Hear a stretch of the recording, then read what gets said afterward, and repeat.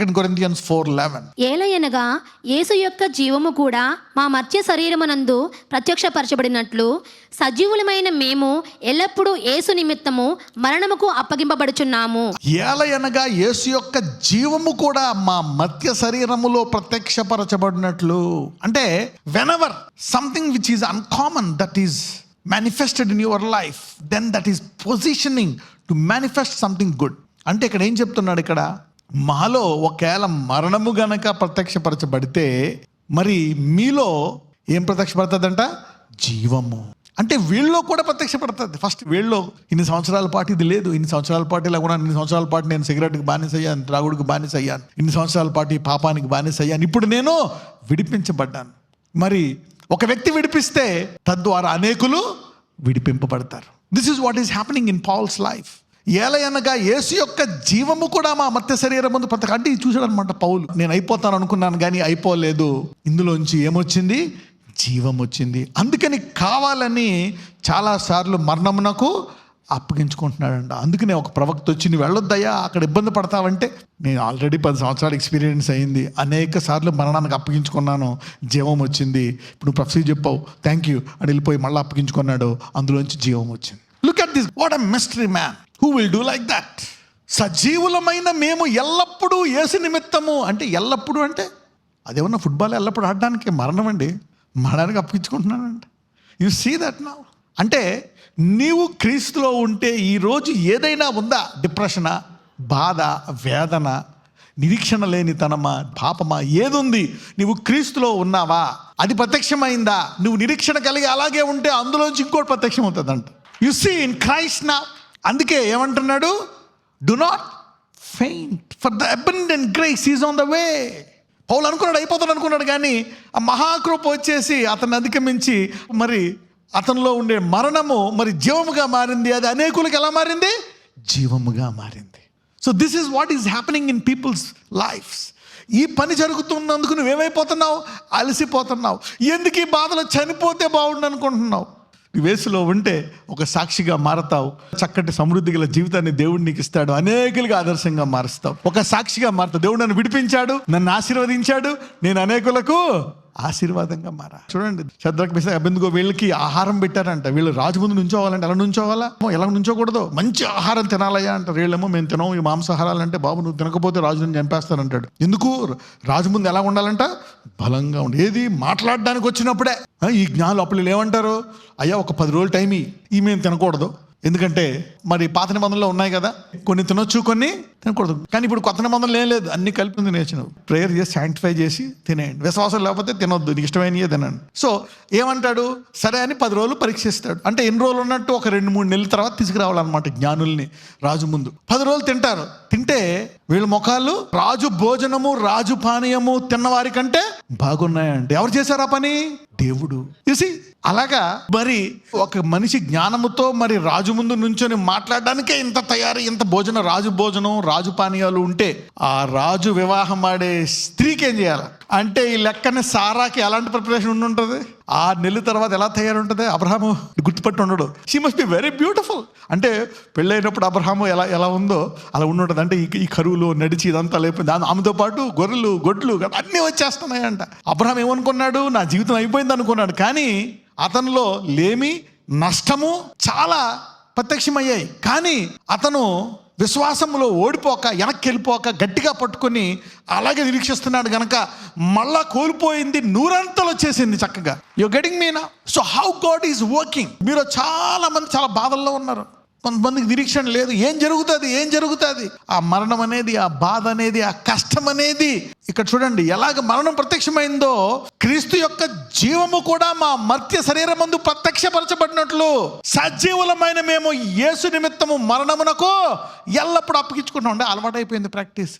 అంటే ఫ్యూచర్లో ఏమనాలా? కష్టాలు రెండు ఇప్పుడు in the name of Jesus go, I bind it, I cancel it, పో నాయనా తీసేయి అని నువ్వు అనుభవపూర్వకంగా తెలుసుకున్న తర్వాత ఆ కష్టాలు రండి ఇంకా మనం కలిసిపోదాం, ఎంతకాలం కొట్టుకుంటాం రండి, ఇందులోంచి మహిమే వస్తుంది బయటికి. ఓకే, ఎంత ఘోరమైన మరణం లాంటిది వచ్చినా అందులోంచి ఏమొస్తుంది? జీవమే వస్తుంది. అప్పులున్నాయా? సమృద్ధి. పాపమా? దాన్ని జయించే సామర్థ్యం వస్తుంది క్రీస్తులో ఉంటే. So God is shifting the season. అందుకే అంటాడు డు నాట్ ఫెయింట్. అలసిపోక. పౌల్లో ఈ కార్యం చేస్తున్నా, అందుకే మాటమాటగా అప్పగించుకుంటున్నాడు వెళ్ళిపోయి. ఇక్కడ చూడండి, చిన్నపిల్లలు ఫస్ట్ పార్క్ వెళ్ళినప్పుడు భయపడతారు. స్టార్టింగ్ ఒక్కసారి జారిడు వల్ల ఎక్కించావనుకోండి, జువ్వని దిగాడు అనుకోండి, ఇంకంతే దిగెక్కుతా ఉంటాడు. ఇంక నువ్వు వద్దన్నా సరే బరబర ఇటుకెళ్ళాలి ఎక్కండి. అలాగే ఫస్ట్ ఏమో అక్కడి నుంచి అయ్యి బాబాయ్ అంటాడు. అలాగే మొదట కష్టాలు అలాగే ఉంటాయి. తర్వాత మహిమ వచ్చినప్పుడు ఇంక సరే కానీ అనుకుంటావు. ఇంకా ఆ నిచ్చిన ఆటోమేటిక్గా నువ్వే ఎక్కేస్తావు. నువ్వు ఈ రోజు నుంచి నీ జీవితంలో ఏదైతే ఉందో అవన్నీ నీ శరీరములో సమృద్ధి, సంతోషము, సమాధానము, క్రీస్తునందు ఏదైతే ఇబ్బందికరంగా ఉందో దానికి వ్యతిరేకమైనది నీ జీవితంలో ప్రత్యక్షమవును గాక.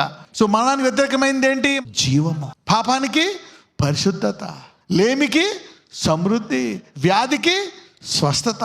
సో అందుకే ఏమంటున్నాడు, వీటిలోంచి ఇలాగొస్తుంది. కాబట్టి ఈ కష్టాల విషయమై నువ్వు అలసిపోక, సొమ్మసిల్లక. Do not faint. The abundant grace is going to shift that. ఎంతకాలం మా బ్రదర్? జేమ్స్ 1:4. మీరు సంపూర్ణులను అనునాంగులను ఏ విషయములోనైనను కొదవలేని వారునై ఉండునట్లు ఓర్పు తన క్రియను కొనసాగింపనీయుడి. నా వల్ల కావట్లేదు బ్రదర్ ఓర్చుకోవడం, నా వల్ల దేవా తీసుకెళ్ళిపో, ఈ బాధలు తట్టుకోలేకపోతున్నా. కానీ నీవు ఆ లోపల బాధ ఉంది, కానీ నువ్వు ఓర్చుకోవాలంట. ఓర్పు ఏం చేస్తుందంట? పని చేస్తుందంట. నీ నిరీక్షణ ఏం చేస్తుంది? పనిచేస్తుంది. నువ్వు విశ్వాసం పట్టుకున్నావు, ఏం చేస్తుంది? విశ్వాసం పనిచేస్తుంది. ఇంకా ప్రార్థిస్తున్నావు, నువ్వు ఇంకా దేవుని సన్నిధికి వెళ్తున్నావు, ఇంకా ఆయన వాక్యం వింటున్నావు, ఇంకా నువ్వు ఆ నీతిని వదలలే. అదేం చేస్తుంది? నీ జీవితంలో పనిచేస్తుంది. It is working. నువ్వు కనుక కొంచెం విశ్వాసంతో ఉంటే, కొంచెం నిరీక్షణ కలిగి ఉంటే, ఆ మర్త్య శరీరములో పౌలు ఏమంటాడు? మరణం ఎలా మారిందంట? జీవమ్మగా. ఎల్లప్పుడూ ఎప్పుడెప్పుడు మరణం వచ్చిందో జీవంగా మారుతున్నాడు. అలాగే ఎప్పుడెప్పుడు కష్టం వచ్చిందో అది సాక్ష్యంగా మారుతుంది. అది ఎలా పోతుంది? పైగా వేరుతో పోవును గాక. ఈ రోజు నుంచి ఇప్పుడు దాకా తరాల నుంచి ఉండే కష్టాలు వేరుతో పోవును గాక. Let it be uprooted in Jesus mighty name. ఇక్కడ మరణము జీవముగా మారిందంటే కొంచెం మారిందా? పూర్తిగా మారిందా? పూర్తిగా మారింది. It is becoming life and life in abundance. అదే పని చేస్తుంది. ఎలా పని చేస్తుందో తెలియదు నీకు. ఇంతకుముందు పౌలు ఉపవాసం ఉండి ప్రార్థన చేసేవాడు, తర్వాత చేతులేసి ప్రార్థన చేసేవాడు. ఆ తర్వాత ఏం చేశాడు? ఒకసారి పౌల్ని తీసుకెళ్ళి కొరడాలతో కొట్టారు. అలాగే 2 సార్లు 3 సార్లు కొట్టారంట పౌల్ని. కానీ పౌలు చూసి అమ్మో ఈ మినిస్ట్రీ నేను ఇంక చేయను, నా వల్ల కాదు అనుకోలేదు. ఏమైంది? దాని తర్వాత ఇందులోంచి ఏం మహిమ వస్తుందా అని కూర్చున్నాడంట పౌలు. అందరూనేమో ఇలా కొట్టేస్తున్నారు, ఆయన ఇంకేం సేల్ చేస్తే ఎందుకే మళ్ళీ వెళ్తావు అక్కడికి, ఇంకో చోటుకి వెళ్ళి అక్కడికే ఎందుకు వెళ్తావు, నువ్వు మాటిమాటికి ఎందుకు అప్పగించుకుంటావు, ఫస్ట్ టైం తిన్నావు, 2 సార్లు తిన్నావు, ఏంటి పౌలు నువ్వు ఎలా తయారయ్యేవేంటి అంటే, ఆగు ఇందులోంచి ఏం మహిమ వస్తుందో అనుకున్నాడు. తన శరీరాన్ని దేంతో కొట్టారు? కొరడాలతో కొట్టారు. సరే తర్వాత ఏమైందంట? పౌలు శరీరానికి ఏ బట్ట అయితే తాకిందో తీసుకెళ్ళి వేరే వాళ్ళు తాకితే వాళ్ళలో దయ్యాలు, రోగాలు ఏమవుతున్నాయంట. అందుకనే క్యాండిడేట్ మళ్ళీ వెళ్ళి అప్పగించుకుంటున్నాడంట బాధలకి, కష్టాలకి. మనమేమో కష్టాల నుంచి పారిపోదామా, ఎప్పుడు సుఖం పోతుంటుందా అనుకుంటున్నాం. దావీదు అంటాడు, ఆ జీవితం అంతా కష్టాలేనాయన, ఏమి అభిషేకం సమయాలు నూనె పోసాడేమో కానీ నాకు నలిగిపోతున్నాను. మరణానికి నాకు ఎంత ఉందంట దూరం? అడిగే. నా బతుకు అభిషేకం ఏం పోసాడో కానీ నువ్వు, మరణానికి నాకు అడిగే ఉంది దూరం. ఇలాగా పోనీ ఏదో 1 రోజా 2 రోజుల, దశాబ్దం పైన. అలాగనే దావీదు చనిపోయాడా? చనిపోలే. తుదకు అతని శత్రువులందరూ చనిపోయారు, దావీదు రాజుగా మిగిలిపోయాడు. ఆ తర్వాత ఇప్పుడు దావీదు జీవముగా మిగిలిపోయాడు. ఎలాగా? యేసుప్రభు వారి పేరేంటి? దావీదు కుమారుడు. ఆ లైఫ్ కేమ్ ఇంటూ హిస్. ఆ అడుగు దూరంతో 10 ఏళ్ళు విశ్వాసాన్ని గట్టిగా పట్టుకున్నందుకు దావీదు ఇప్పుడు జీవించు వాడైపోయాడు. ఎందుకంటే అతని కీర్తనలో రాయబడ్డాయి, వాక్యంలో రాయబడ్డాయి. డేవిడ్ ఈజ్ అలా. ఇప్పుడు ఏ ఏ కష్టాలు నిన్ను బాధ పెడుతున్నాయో, నువ్వు ఇంకా ఈరోజు ఇక్కడ ఉన్నావా, ఏమొస్తుందో కాసుకో.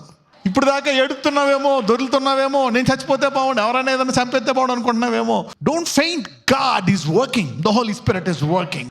Do not faint. The Holy Spirit is working. పక్కన చెప్పు, సొమ్మసిల్లక పరిశుద్ధాత్ముడు పనిచేస్తున్నాడు అని చెప్పండి. Do not faint for the Lord is working. Say that. పనిచేస్తున్నాడా? ఇంకా అయిపోయింది నా పని అనుకున్నాను. No no no, you are not finish. Talk to your neighbour and say you are not finish. God is working. Even the painful thing is working. నా ఇబ్బందికరమైనది కూడా నా జీవితంలో పనిచేస్తుందంట. క్రీస్తును ధరించుకుంటే ఇలాంటి జీవితమా? Can that work in you? Pain, sickness, trouble, can all these things ఇలాంటివి పని చేస్తాయా? అవును, ఇలాంటివి పని చేస్తాయి. ఇప్పుడు దాకా ఎన్నైతే మారాయో ఇక జరగబోయే ఈ జీవితకాలం నీకు ఇంతే. ఇంకా అందుకే నా పౌలు ఎందుకు వెయిట్ చేయడం అని ముందు వెళ్ళిపోయి అప్పించుకుంటున్నాడు. You see that what Paul's doing? 2 కొరింథీయులు 4:14-15. విశ్వసించితిని గనుక మాటలాడితిని అని వ్రాయబడిన ప్రకారము అట్టి విశ్వాసంతో కూడిన ఆత్మగల వారమై. అంటే ఏంటి? ఇలాంటి మరణంలోంచి జీవం వస్తుంది, ఈ బాధలోంచి ఈ కష్టం వస్తుంది, ఈ వ్యాధిలోంచి స్వస్థత వస్తుంది. ఇలాగా కరెక్టే. నేను అధికంగా హెచ్చింపబడుకున్నట్లు నాలో గర్వం వచ్చేసింది, కాబట్టి ఏమొచ్చింది? నాకు ఒక ముళ్ళు. నేను ప్రార్థించాను, తర్వాత దేవుడు చెప్పాడు, ఇదిగో ఇందుకోసమే నీకు వచ్చింది అని. తర్వాత నేను తగ్గించుకున్నాను, ఆయన కృప ఇచ్చాడు. ఏమైపోయింది? ముళ్ళు వేరుతో వెళ్ళిపోయింది. అందుకని పౌలు అనుభవపూర్వకంగా మాట్లాడుతున్నాడు. విశ్వసించితిని గనక ఇదిగో ఇలాగా నేను మాట్లాడతాను. ఇప్పుడు నాలో నేను కరెక్టే, బాధలు ఉన్నాయి, కష్టాలు ఉన్నాయి, కానీ అన్నీ ఇతరులకు ఆదరణకరంగా మహిమకరంగా మారతాయని నేను సాక్ష్యం ఇస్తున్నా. మీరు ఆదరించబడి మీరు సాక్ష్యం ఇస్తారు. ఈ ఒక రకంగా మనల్ని దేవుడు ఇతరులకు ఏం చేస్తున్నాడు? వెలుగ్గా చేస్తున్నాడు. అంతకు మించి ఇంకేమీ జరగదు. God is making you as light of the world. Somebody else is getting blessed through your pain. ప్రభువైన యేసును లేపిన వాడు యేసుతో మమ్మను కూడా లేపి మీతో కూడా తన ఎదుట నిలవబెట్టునని ఎరిగి మేమును విశ్వసించుచున్నాము గనక మాట్లాడుచున్నాము. ఇన్ని కష్టాలున్న దేవుడు మళ్ళా మమ్మల్ని లేపుతాడు, మిమ్మల్ని కూడా లేపుతాడు. ఎక్కడికి ఏవి జరగదు. That's the final destination. We all will wake up one day and stand before God. 2 కొరింథీయులు 4:13. కృప ఎక్కువ మంది ద్వారా ప్రబలి దేవుని మహిమ నిమిత్తము కృతజ్ఞతాస్తుతులు విస్తరింపజేయులాగున సమస్తమైనవి మీ కొరకై ఉన్నవి. So Paul is telling, talk పాజిటివ్గా మాట్లాడు. వాక్యం అనే బేస్ ఉంటేనే పాజిటివ్గా మాట్లాడగలవు. ఇప్పుడు ఎంతమంది నీ కష్టాల్లోంచి ఇతరులకు ఆదరణ వస్తుంది అనుకుంటున్నారు? ఎంతమంది పౌల్లో మరణాన్ని జీవముగా మార్చిన దేవుడు క్రీస్తులో ఉండే మీ యొక్క బాధలను మరి సాక్ష్యాలుగా మార్చడం అనుకుంటున్నారు? ఎస్, దేవుడు ఒకళ్ళకి చేసిన దేవుడు ఎంతమందికి చేయగలడు? అందుకే డు నాట్ ఫెయింట్. అలసిపోక ఇంతేనా నా జీవితం అంతా, ఇలాగ ఇంకా నాకు బ్రేక్ ఉండదా? ప్రతి బండికి బ్రేకులు ఉంటాయి, నా బండికి బ్రేకులే లేవు. కష్టాల కాలంలో కొట్టుకుపోతా ఉన్నాను, కానీ పని అయిపోయిందా? అవలా. కృప ఎక్కువ మంది ద్వారా ప్రబలి దేవుని మహిమ నిమిత్తము కృతజ్ఞతాస్తుతులు విస్తరింపజేయులాగున సమస్తమైనవి మీ కొరకై ఉన్నవి.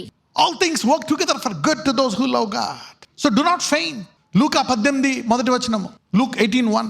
వారు విసుగక నిత్యము ప్రార్థన చేయుచుండవననుటకు ఆయన వారితో ఈ ఉపమానము చెప్పెను. And he spake a parable unto them to this end, that men ought always to pray and do not faint.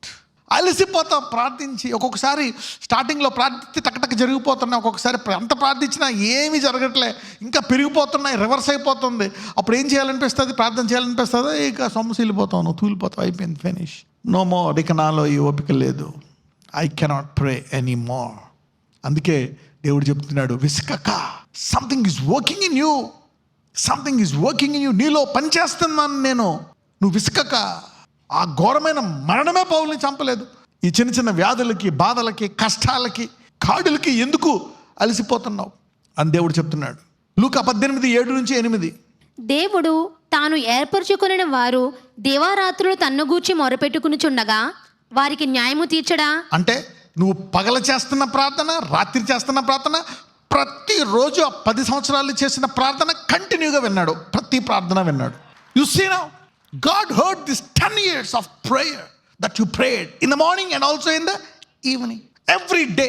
ఆయన చెప్పగలడు ఎప్పుడెప్పుడు ఆపేసావు. గాడ్ విల్ లెక్క చెప్తాడు ఎన్నిసార్లు, 20 సార్లు అని. కొంతమందికి చెప్తాడు 10 ఏళ్లలో, కొంతమందికి ఏమో లెక్క పెట్టి 10 ఏళ్లలో 9 సంవత్సరాలు ప్రార్థన చేయలేదని చెప్తాడు. అంటే అప్పుడప్పుడు వెళ్తే ఏమొచ్చింది? 1 సంవత్సరం వచ్చింది. అట్లీస్ట్ అప్పుడప్పుడు కంటిన్యూగానే చేసావు కదా. అప్పుడప్పుడు ఇజ్రాయెల్ని గద్దిస్తాడు, మీరు అసలు ప్రార్థనే మానేశారని చెప్తాడు వారితో. తాను ఏర్పరచుకొనిన వారు ఎవరంట? మీరు ఏర్పరచుకున్న వారు. కావాలని ఆయన వెయిటింగ్ లిస్ట్లో పెట్టాడంట. ఆయన చూస్తున్నాడు, నువ్వేం చేస్తావా.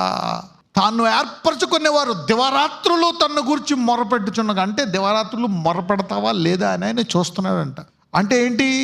గొప్ప విశ్వాసం ఎంత ఆలస్యమైనా ఎంత శ్రమైనా మొరపెడుతూనే ఉంటుందంట. So he is looking for faith. తను ఏర్పరచుకునే వారిలో విశ్వాసం ఉందా లేదా చూస్తున్నాడంట. నీలో విశ్వాసం ఉందా లేదా అనండి. చేతులు ఎత్తేసావా, ప్రార్థిస్తున్నావా అనండి. సొమ్మసిల్లిపోయావా, అయిపోయింది నా పని అనుకున్నావా? No, you not finish. తను ఏర్పరచుకునేవారంట, ఏర్పరచుకొని కావాలని చూస్తున్నాడంట. వంక ఏం చేస్తారు వీళ్ళు? కాబట్టి ఇప్పుడు దాకా ఆపేసింది చాలు, ఇల్లు మొరపెట్టున్నాడు. Don't take a break. దివారాత్రం ఎంతకాలం చేస్తున్నావు? ఆయన చెప్తున్నాడు, హన్నా అనే స్త్రీ అక్కడ ఓకే ఇంతకాలం నుంచి ఆయన సన్నిధిలో ఉంది. పగల రాత్రి ఏం చేస్తూ ఉందంట? ఉపవాసం ఉందంట. తర్వాత సిమియోన్ అనే వ్యక్తి అక్కడ అలాగే ఉన్నాడండి ఎంతకాలం. అతని దగ్గరికి వచ్చి అతని నిరీక్షణ చూసి పరిశుద్ధాత్ముడు చెప్తాడండి, ఇదిగో ఇప్పటికే వృద్ధులు అయిపోయావు, కానీ రక్షకుడు వచ్చి ఎత్తుకునే వరకు నువ్వు బతికే ఉంటావు అంటాడు. You see now God is counting on you. మనం అనుకుంటాం ఇంకా ఏంటి ఇక కొంతకాలం ప్రార్థన చేసి ఇక దేవుడు చేయడేమో అనుకుంటున్నాం. కంటిన్యూ చేయి అంటున్నాడు పరిశుద్ధాత్ముడు లోపల. కంటిన్యూ చదువమ్మ 8. ఆయన వారికి త్వరగా న్యాయము తీర్చును, వారి విషయమే కదా ఆయన దీర్ఘశాంతము చూపుచున్నాడని మీతో చెప్పుచున్నాను. ఆయనను మనుష్య కుమారుడు వచ్చినప్పుడు ఆయన భూమి మీద విశ్వాసము కనుగొనునా. ఆయన పొద్దున్న నీ గురించి చెప్పుకోవాలి గొప్ప అందరి ముందు. ఇదిగో అబ్రహాము, ఈయన ప్రార్థన నేను 20 సంవత్సరాలు వినలే, అందుకే అబ్రహాము విశ్వాసులకు తండ్రి. అక్కడ ఒక టోకెన్ ఇచ్చాడు. ఇదిగో ఈ సహోదరికి నేను 5 సంవత్సరాలు వినలే, అయినా అలాగే నమ్మకంగా ఉంది. 10 సంవత్సరాలు ఆలస్యం చేశా, 5 సంవత్సరాలు, 7 సంవత్సరాలు, 11, 25, వీళ్ళందరూ విశ్వాస వీరులు ఇక్కడ కూర్చోండి అంటున్నాడు దేవుడు. There is a reward. నువ్వు మధ్యలో అలిగి నువ్వు వేస్ట్ అని పడేసి వెళ్ళిపోయావు. నువ్వు కొంతమందిని తిట్టావు, కొంతమంది రకరకాలుగా అనుకున్నావు, లోపల ఒకటి అనుకున్నావు, కానీ అక్కడ పైన చూస్తున్నాడు విశ్వాసం కదిలిపోయింది. కొంతమందికి తారాజు వల్ల సుర్రం పైకి వెళ్ళిపోతాయి. ఎంత పైకి వెళ్తుంది అక్కడ పేలుతుంది, మళ్ళీ వచ్చి బుడిది పడిద్ది కింద.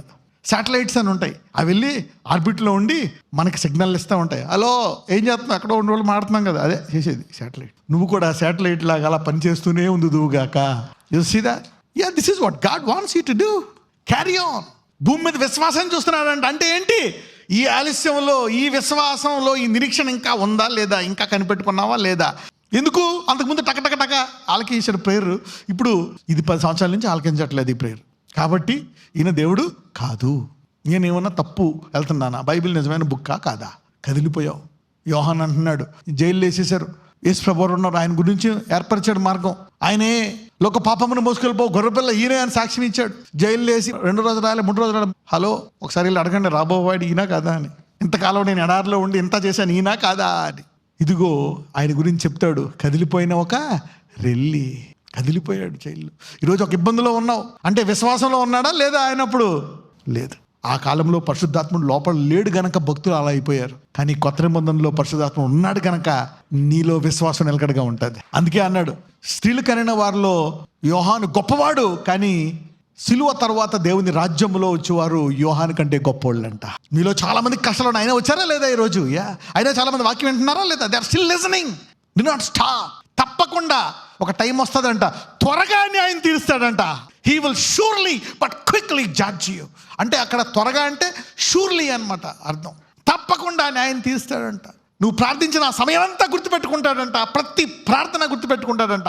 వాటన్నిటికీ ఒకేసారి కట్టకట్టి జవాబిస్తాడంట వరదలాగా. నీ ప్రార్థనలన్నీ ఎక్కడికి పోలే, ఒకేసారి ఆశీర్వాదాలు సునామీ వస్తుందని చెప్పండి. లేక సాక్ష్యాల సునామీ అంటే తెలుసా మీకు? ఇక్కడి నుంచి ఒక 100 మీటర్ల పై నుంచి సముద్రం వెళ్ళడం, మొత్తం అన్ని కొట్టుకుపోతాయి. అలాగే ఆయన ఎక్కువ ఆలస్యం చేస్తున్నాడంటావా? ఆశీర్వాదాల సునామీ, సాక్ష్యాల సునామీ, జీవము గల tsunami. God's going to bring a blessing tsunami to take over your life. So do not faint. అందుకే సొమ్మసిల్లక అంటున్నాడు దేవుడు, do not faint, I'm here to take care of you. నాలో విశ్వాసం ఉంది ప్రభువా, ఇక నిలకడగా ఉంటాను. ఇంకా నాకు అర్థమైపోయింది. ఇప్పుడు ఆయన నుంచొని చూస్తున్నాడు అండి, నిలకడగానే ఉన్నాడు. యెషయా 40:28-31. నీకు తెలియలేదా, నీవు వినలేదా, భూదిగంతములను సృజించిన యెహోవా నిత్యుడగు దేవుడు, ఆయన సొమ్మసిల్లడు అలయడు. ఆయన ఏంటంట? సొమ్మసిల్లడంట. ఈరోజు వాక్యం ఏంటి? డు నాట్ ఫెయింట్ అంటే సొమ్మసిల్లక అని అర్థం అక్కడ. కానీ ఇక్కడ దేవునిలో ఒక గుణం ఉందంట. ఆయనంట సొమ్మసిల్లడంట, అలయడు. ఇప్పుడు మనం ఏదైనా చిన్న సమస్య వస్తేనే ఫెయింట్ అయిపోతాం, సొమ్మసిల్లిపోతాం. ఏదైనా ఎక్కువ సమస్య వస్తే నా వల్ల కాదు అని. కానీ ఎప్పుడైతే ఆయన యందు వేచి ఉంటామో, చూద్దాం ఇప్పుడు చదువుదాం. సొమ్మసిల్లిన వారికి బలమిచ్చువాడు ఆయనే, శక్తిహీనులకు బలాభివృద్ధి కలగజేయవాడు ఆయనే. ఆగండి, సొమ్మసిల్లు వానికి ఏమిస్తాడంట? ఎందుకు? ఆయన స్వరూపంలోకి మార్చాలి కదా. ఆయన ఏమో సొమ్మసిల్లడు, నువ్వు సొమ్మసిల్లిపోయావు. కాబట్టి ఇప్పుడు నీకేమివ్వాలా? తర్వాత చదవండి. బాలురు ఆయనే శక్తిహీనులకు బలాభివృద్ధి కలుగజేయవాడు. అర్రే నాకు బలం లేదు, హీనమైపోయాను అంటే నీకు ఇస్తాడు. ఎందుకు? నువ్వు వేచి ఉంటే ఆయనలా తయారవ్వాలి కనుక నీకు ఆ బలహీనతలోంచి, ఆ బాధలోంచి ఏమిస్తాడంట? బలాన్ని ఇస్తాడంట. కంటిన్యూ. బాలురు సొమ్మసిల్లుదురు అలయుదురు, యవనస్తులు తప్పక తొట్టిల్లుదురు. యెహోవా కొరకు ఎదురు చూచువారు. అంటే ఆ విశ్వాసాన్ని గట్టిగా పట్టుకొని అలా ప్రార్థిస్తూ ఆయన సన్నిధిలో ఉండి వారికి, యెహోవా కొరకు ఎదురు చూచువారు నూతన బలము పొందుదురు. వారు పక్షిరాజుల వలె రెక్కలు చాపి పైకి ఎగురుదురు, అలయక పరుగెత్తుదురు, సొమ్మసిల్లక నడిచిపోవుదురు. సొమ్మసిల్లక అంటే ఆయన సొమ్మసిల్లుడు, నువ్వు సొమ్మసిల్లిపోయావు. కానీ నువ్వు విశ్వాసంతో అలాగే నిలకడకుంటే ఎక్కడి నుంచో బలం వచ్చి, ఆయన గుణం వచ్చి మళ్ళా పరిగెట్ట మొదలు పెడతావంట. మళ్ళీ ఆగిపోతావు, మళ్ళీ వెళ్ళిపోతావు. అవతలకి అర్థం కాదు, ఈడ ఆగడేంద్రా బాబు, ఆగిపోయినట్టు ఆగిపోయింది అనుకుంటాం, పని అయిపోయింది అనుకుంటాం. మళ్ళీ లేసి ఏం జరుగుతుందో ఏంటో ఆ తర్వాత తెలుస్తుంది. ఓహో, వీళ్ళ దేవుడు సొమ్మసిల్లాడు గనక బ్రేక్ వేసినప్పుడల్లా డౌన్లోడ్ అయ్యి మళ్ళీ వెళ్తాడు అనమాట. అంటే వీళ్ళ దేవుడు గుణం ఎలాగ వెళ్తానే ఉంటుంది అనమాట ఈ భూమి మీద ఉన్నంతకాలం. యెహోవా నా బలమా, నాకు కావాలా బలం. క్రీస్తు బలము మీ దేహంలో ఈ రోజు నుంచి ఎల్లప్పుడూ కనబడును గాక. మీరు అనుకోవచ్చు ఆగిపోయాడు, బ్రేక్ అయిపోయిందని. లేదు లేదు లేదు, మళ్ళా బ్రేక్ మీద కాలు తీసి క్లచ్ మీద వేసి స్పీడు. అంటే ఆయన గుణాన్ని ఎప్పుడైతే వేచి ఉంటావో ఆయనలో ఉండే ఒక గుణము నీకు ఇస్తాడు. ఈ గుణం ఈరోజు నాకు కావాలా అని. నజరేయుడైన యేసయ్య, ఇదిగో ప్రవ్వా, మేము సొమ్మసిల్లిపోయాము నాయన, ఇది జరగదేమో అనుకొని చాలా సార్లు అనేక మంది అనుమానంతో వచ్చారు నాయన. ఈరోజు కొంతమంది ప్రార్థన ఆపేశారు, కొంతమంది బైబిల్ ధ్యానాన్ని ఆపేశారు, కొంతమంది వారి నీతిని పట్టుకోవడం ఆపేశారు, కొంతమంది వారి నిరీక్షణను కోల్పోయారు, కొంతమంది సొమ్మసిల్లిపోయి పడిపోయారు ఇక జరగదేమో అని. అయా, ఎవరెవరైతే ఇంకా మాకు ఏ కష్టాలు ఉన్నాయో, ఏ బాధలు ఉన్నాయో, పౌలు అంటాడు, మాలో మరణం మీలో జీవము పనిచేస్తుంది, అలాగే నీలో బాధలు పనిచేస్తున్నాయి. ఒకరోజు వాటన్నిటిని తీసివేస్తాడు దేవుడు. వాటిలోంచి సాక్ష్యం రాబోతుంది, ఆవరణ రాబోతుంది.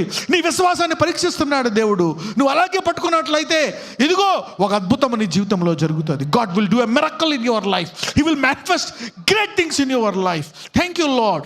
Manifest great things, heal them, bless them, deliver them, set them, give them whatever they want in their life.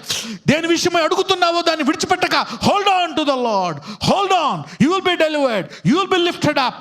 నిన్ను దేవుడు హెచ్చిస్తాడు, లేవనెత్తాడు. తగిన కాలమందు త్వరగా గొప్ప బహుమానంతో నిన్ను ఆశీర్వదిస్తాడు. నజరేయుడైన యేసు నామమున ప్రార్థిస్తున్నాము తండ్రి, ఆమేన్.